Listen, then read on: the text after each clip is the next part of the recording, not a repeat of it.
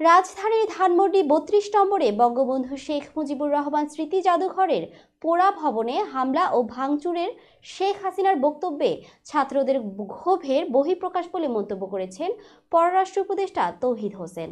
বৃহস্পতিবার পররাষ্ট্র মন্ত্রণালয়ে গণমাধ্যমের সঙ্গে মতবিনিময়ে তিনি এ মন্তব্য করেন। এই সময় ধানমন্ডি ৩২ নম্বরে ভাঙচুর প্রসঙ্গে উপদেষ্টা তৌহিদ হোসেন বলেন, শেখ হাসিনা ভারত থেকে যে ধরনের বক্তব্য দিচ্ছেন তা ছাত্ররা ভালোভাবে নিচ্ছে না, এটা তারই বহিঃপ্রকাশ। তৌহিদ হোসেন বলেন, ভারতে লিখিতভাবে অনুরোধ করা হয়েছিল শেখ হাসিনা যেন উস্কানিমূলক বক্তব্য থেকে বিরত থাকেন।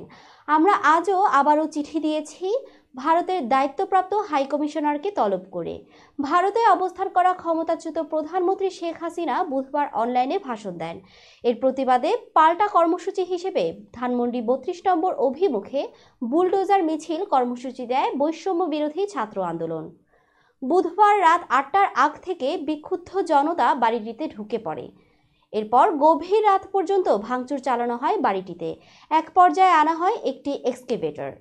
এই কার্যক্রম বৃহস্পতিবারও অব্যাহত ছিল।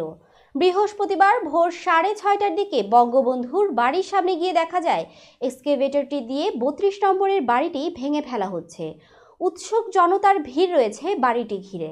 বাড়িটির উল্টো পাশে বঙ্গবন্ধুর প্রতিকৃতিটিও ভেঙে ফেলা হয়েছে। তবে ঘটনাস্থলের আশেপাশে কোনো আইনশৃঙ্খলা রক্ষাকারী বাহিনীর সদস্যদের দেখা যায়নি।